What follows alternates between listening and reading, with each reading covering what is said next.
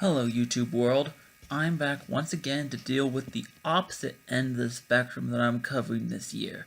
The top 10 best hit songs of 2018. Like I said in my preamble to my worst list, I don't find this year to be as bad as everyone else is making it out to be. Once again, it is because I like that several songs that I really loved got relatively big this year. As such, there are a lot more honorable mentions than most people will probably be okay with for this year, but this list is my opinion. Opinions are like assholes. Everybody has one. With that disclaimer out of the way, I should introduce some of the said honorable mentions. As a side note, This Is America will not be on this list. I like the music itself in the song, but I feel that the song relies too heavily on the video to get its message across. At least with songs like American Idiot or Holiday, you know for certain what the message is without having to rely on the video. I don't want to see any comments about how I am a racist for not including said song. Now that that's out of the way,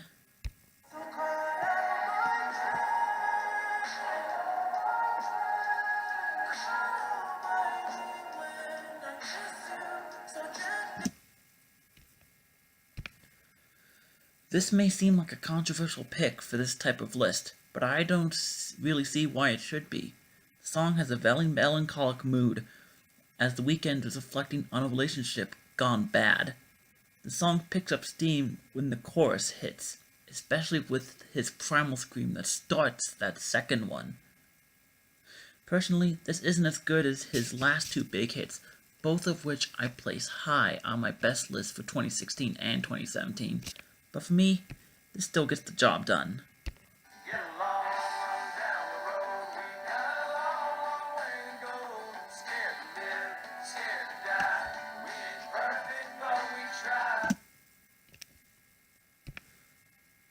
This is a song that I can appreciate quite a bit for a lot of reasons. Is it by any means Kenny's best song? No, I'd personally say that some of his songs from the early 2000s, like I Lost It and There Goes My Life, are among his best. This, however, deserves recognition for being a song that is trying to get people in today's modern world to try and put aside their differences and just get along. Bit of a confession, my views tend to lean more towards the conservative spectrum, and I'm unapologetic about that. When one side is constantly making blanket statements likening the other to spawns of Satan, by the way, don't lie to yourselves by saying that this doesn't happen. Getting along is something that's very difficult to do, but for all of our sakes, it needs to happen. I get it how I live it. I live it how I get it. Come to motherfucking digits. I pull it with a lemon. Not 'cause she ain't living. It's just your eyes get acidic. I've never really listened to much of Pharrell's side project outside of this song. Maybe I should if this song is a representation of that group's work.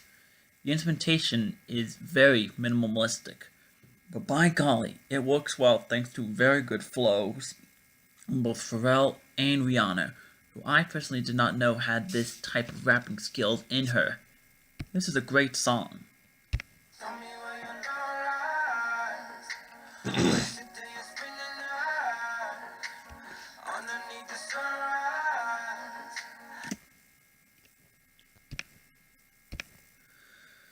This is going to be a recurring theme on this list, but this was the year that where a bunch of songs slowly started gaining momentum for me, and I wasn't entirely on board with them the first few times I heard them. And then that one day comes along where everything just clicks, and I recognize that said song is truly special. Some examples that didn't make this list, meaning growers, include Youngblood, Sicko Mode, and Back to You. There is a light guitar that runs throughout the song, and it really sets the vibe of the song where Khalid and Normani, by the way, is the best vocalist of Fifth Harmony, acknowledge that there is a connection between themselves, but that there are things each other has to say to the other. I really do hope to see more Khalid on the charts going forward because he is a true talent. Don't pick up the phone, you know he's only calling because he's drunk and alone too. Don't let him in, you have to kick him out again free. Don't be Personally, this song has shrunk on me from when I first heard it toward the end of last summer. Yeah, it's that old. I can't help but feel that the vocal effects Dua Lipa has on her voice are unnecessary. However, this song is still by all means great. She has about had her wits' end with a guy who can't decide if he wants to be with her or not, so she tells herself what she's going to do going forward, that she basically isn't going to enable him anymore. This song definitely deserved to be the radio monster that it was, and I'm happy that this wasn't caught between years like I feared it would be as 2017 was drawing to a close.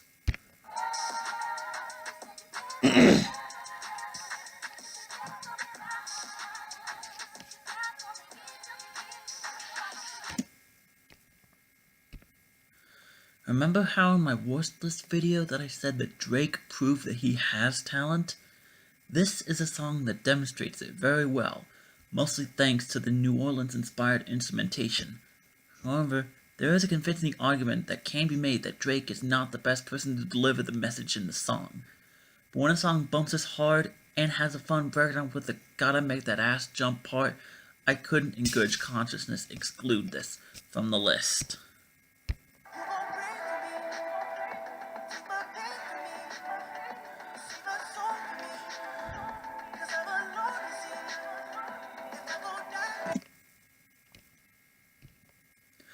I haven't seen Black Panther yet. Maybe that is an uber mistake, but I rarely go to movie theaters anymore. However, I must admit that this song is a true earworm. The song details this hero who will do whatever it takes to save his people, which, based on the snippets of information I've got about the film's plot, I guess fits in with the premise. I like that bass groove that goes throughout, and trying to do those la la la la la la la la la la la la la la's that The Weeknd does throughout the song is fun to attempt whenever I sing along. As a little side note, I don't always stick the landing, by the way, as you just saw right there.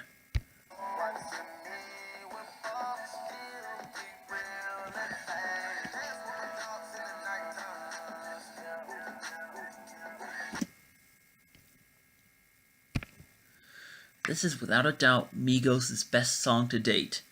Most of that is thanks to Pharrell's production, which really bumps, but the three Migos themselves deserve credit as well. All three have verses that mesh almost seamlessly with the instrumentation. Offset is, of course, the best in the group, although Takeoff and Quavo aren't too bad themselves. It is quite impressive how many food references they're able to cram into this song that is slightly over 3 minutes long. I don't think they'll ever make anything as good as this ever again, but I've been surprised before.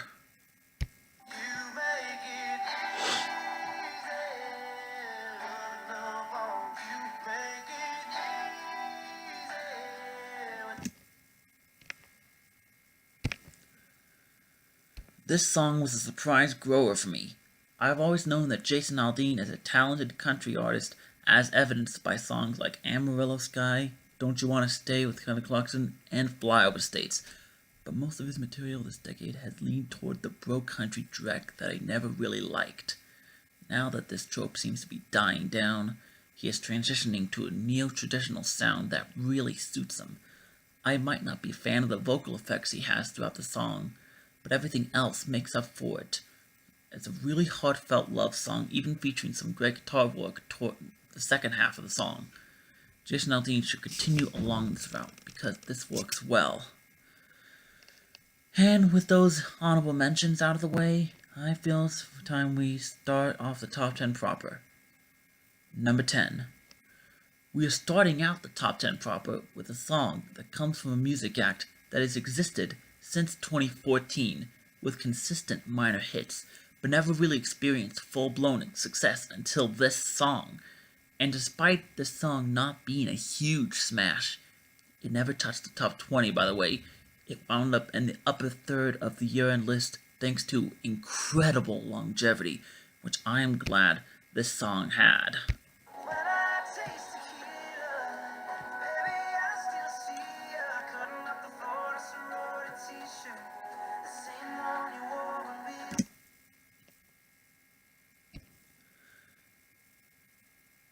Dan Smyers and Shay Mooney formed the pop country duo Dan and Shay, and they have been around for quite a while now, like I said.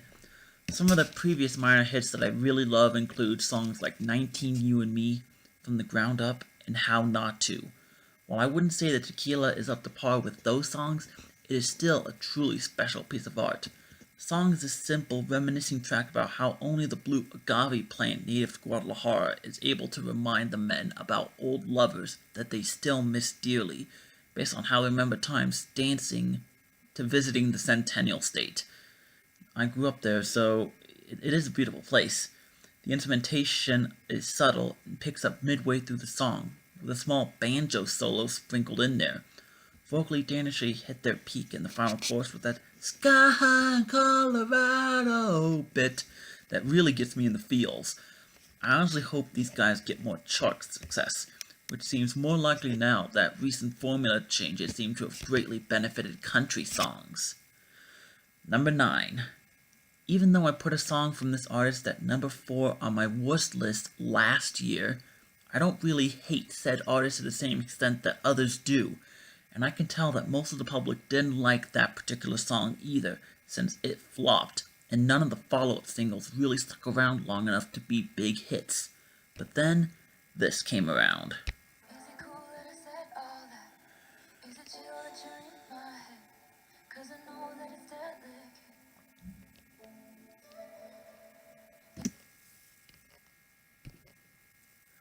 I am not a Taylor Swift hater. Prior to 2017, I wouldn't really say that there was a single song that I outright hated from her. Not even the commonly hated songs like We Are Never Ever Getting Back Together, I Knew Your Trouble, or Bad Blood got under my skin like they did others. But Look What You Made Me Do was worthy of the scorn that it received. Thankfully, she eventually found gold with this song, even if I couldn't originally see it.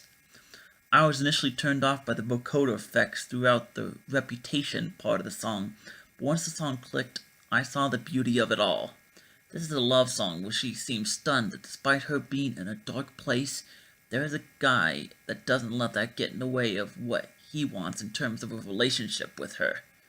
Instrumentally, the song starts off basic with some light keys throughout the first verse, before adding drums in the second verse, and finishing off with some barely noticeable guitar fragments in the final chorus. Single-handedly, I say this song has saved this Taylor Swift era from being a complete wash. Number 8. Morality question for you viewers. Has cheating on your significant other ever been a classy move? If you answered no, then congratulations on being a sensible, decent person. Now that we've gotten that out of the way,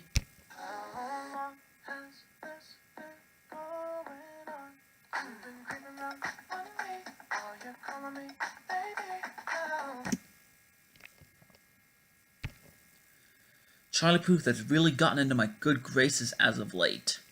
After releasing Attention last year, his songs have been truly high quality, and I am pissed that Done For Me wasn't a true hit, as it truly deserved to be with its great disco groove. But instead, I'll settle for this funky track. Here, Charlie is, without sugarcoating anything, flat out admitting his infidelity, and he's not even trying to defend himself. His girlfriend, however, only wants to know the amount of time that he's been unfaithful. Lyrically, the song doesn't go much deeper than that. That's where the instrumentation comes in. From the bass slide that opens up the first verse to the disco vibes of the pre-chorus and funk guitar throughout the second half of the choruses, this song is just a jam to listen to.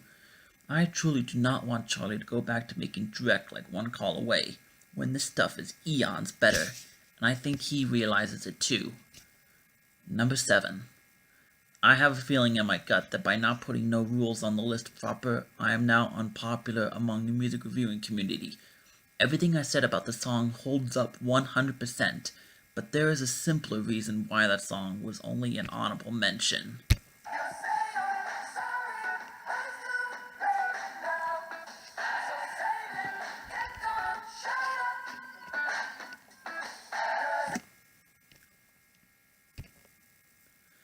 This song just barely scraped onto the bottom of the year-end list, and I'm just thankful that it did, since this song is even better than New Rules was. The song has a retro feel to it, with the guitar work throughout the verses to the keyboards that play throughout the post-choruses. Lyrics of this song are pure genius. A dude is trying to get back with Dua Lipa after being unfaithful with her. She, however, is not having any of his bullshit and proceeds to rebuke his reconciliation attempts without the slightest shred of class. In all fairness, she shouldn't have been classy with a man who thinks that begging like a little kid will win her back. I'm glad that Dua Lipa is getting exposure in the US right now. I just wish that her collaboration with Martin Garrix from last year would have also been a hit. Oh well.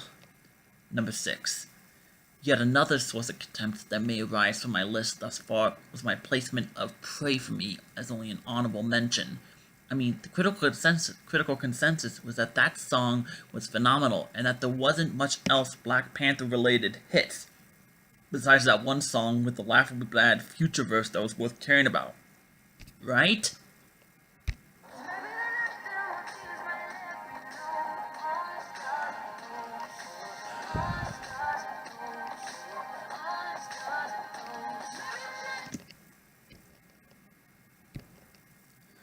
When it comes to the songs that got big off of the Black Panther soundtrack, this is the one that I gravitated towards the most.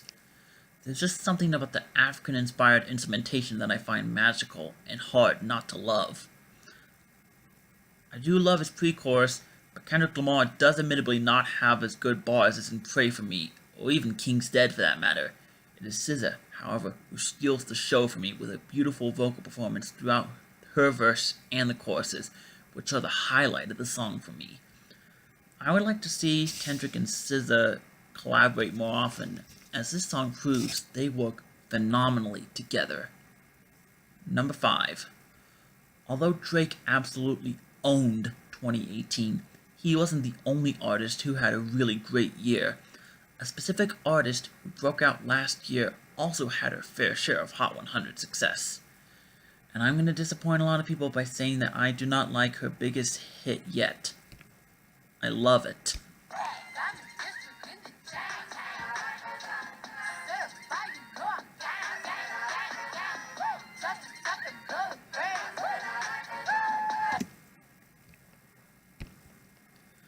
Honestly, Cardi B just mixes in well with Hispanic-flavored music.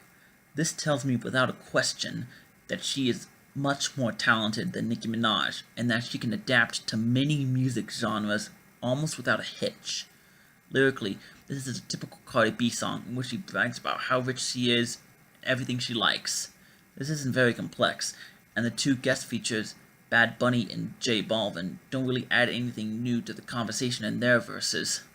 Although J Balvin's part where he goes paparazzi like I'm Lady Gaga is kind of humorous. Like most of the songs on this list, however, the real star attraction is the instrumentation, which has a barely noticeable but great change-up between the verses and the pre-choruses. Another highlight of the song is the sing-rapping Cardi B does on the choruses, especially the second half. It's truly catchy. I have a sinking suspicion, though, that Cardi B may have used up her best stuff early on, but I'm hoping that I'm proved wrong, as she is a phenomenal performer. Number 4. R&B is a genre that hasn't really had much major presence on the Hot 100 charts for quite a while, but this year, a new act from Britain emerged that I can tell genuinely loves R&B and has the perfect voice for the genre. She even got some production help from one of the laziest producers of the 2010s, but for a change, his production was actually fantastic. By now, you viewers probably already know what song I'm talking about.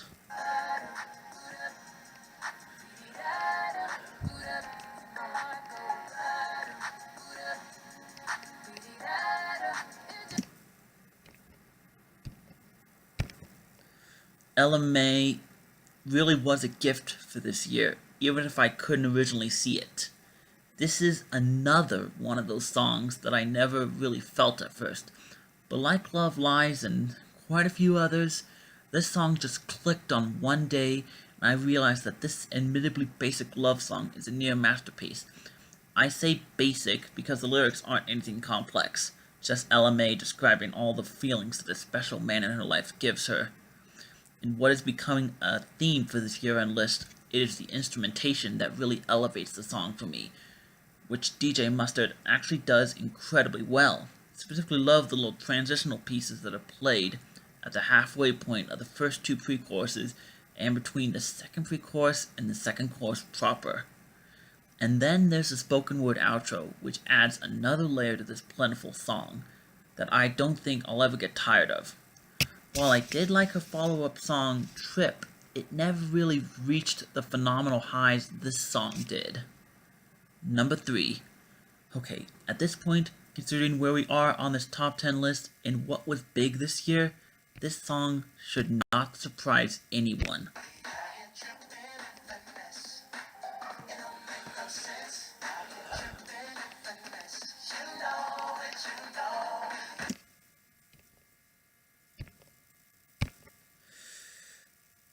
Man, there's just something about the 24 Karat Magic singles that rarely fails to put some form of a smile on my face. Perhaps it's how Bruno Mars just enjoys strip mining past musical styles and putting his own twists on them, but with songs like 24 Karat Magic, That's What I Like, Versace on the Floor, which, by the way, fuck everyone who prevented that song from becoming a hit, and now Finesse with Cardi B, he's found a great formula, probably the closest thing musically to the Midas touch. When I consider songs for the year, I rarely consider remixes, even if they were the ones that got popular, unless they improve upon the original. And oh boy, does this do so. Cardi B opens up the song with dramatic flair against the new Jack Swing style that is a true bopper. In yet another song about how awesome he is, Bruno Mars just walks around this musical style without even breaking a sweat. The highlight is easily halfway through the bridge when Bruno lets out a big yell before Cardi B comes bouncing back in. It is obvious that Bruno is one of this decade's most important artists, and he has an awesome track record. I hope he keeps it up. Number 2. Considering I live in Reno, I would like the opportunity to show support for local artists that have achieved major chart success. However, since Reno is overlooked like much of the state of Nevada, the state's musical acts mostly hail from Las Vegas, and even then, there aren't that many. The Killers do exist, and there is Panic at the Disco.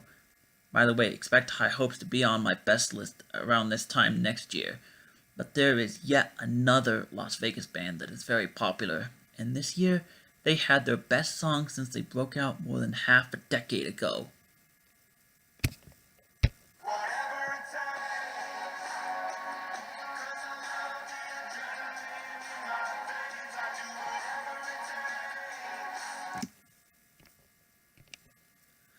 Whatever It Takes is easily the most rocking song to chart in 2018, and I love it. In the song, Dan Reynolds is discussing how he will do whatever is necessary to achieve his goals and ambitions, which is an admirable sentiment, although there is a point we can go too far. The instrumental is, yet again, the main draw for the song, as there is rocking instrumentation that is muted in the verses, rumbles a bit in the pre-choruses, and explodes in the chorus proper. Highlights include the pre-choruses themselves, which are just a blast to sing along to. I never get tired of Whip, Whip, Run Me Like a Race Horse, and then there's the bridge, which calms down a bit before the last, seemingly most explosive chorus. For me, their best song was the one that they started off with Its Time. And this may be controversial, but I think I like this better than Radioactive, even though I still recognize that song is great. So, what from this year was better than this song? Prepare yourselves. Number 1. Oftentimes, music critics discuss the artists that they generally like that happen to make bad songs, and that disappointment is something that often propels them to be harsher on the song, knowing that the artist is capable of far better. This song is the polar opposite. This is a song from an artist that I never really loved, but surprised me with a well thought out, emotional song with a pleasant twist sprinkled in. Welcome to my good graces, Thomas Rhett.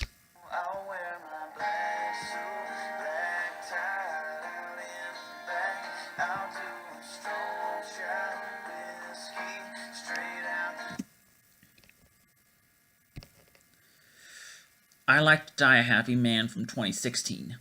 However, I thought that that song would be a fluke, considering it was preceded by Crash and Burn and succeeded by T-Shirt, both of which were trash. I didn't even like Craving You when it originally came out, but that is a song that has since grown on me a bit. But I was taken aback by this song from Thomas Rhett's third album. In this song, he sets up the verses like it's his girlfriend is preparing their wedding, only then for the rug to be pulled out that he isn't the one she's marrying. With this revelation, his performance in the second verse becomes almost heartbreaking as he considers what could have been had he just made a move.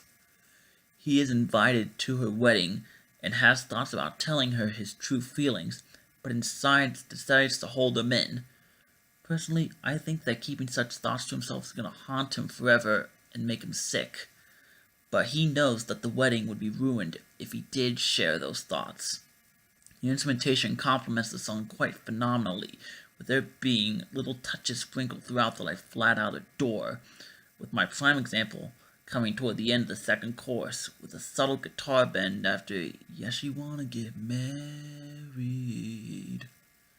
Now, if some other country songs like 5 More Minutes or A Long Way Around had become hits, they would have placed higher on this list. But, as is, Marry Me by Thomas Rhett is my pick for the best hit song of 2018. Well, those are my lists for this year, and thank you for watching. Like and comment if you enjoy so, and don't be afraid to disagree with me, because as this was 2018, there will be some disagreements. Just be kind about it. I might do some more videos in the future, I'm not sure, but when I comment on certain videos online, like along the Spectrum Pulse channel and other things, sites like that, I really say that he's really the main inspiration for me to start making these videos. If I'm going to be making something, I'll make announcements there. But until then, I'm Tyler Marchand, and I'll talk to you later.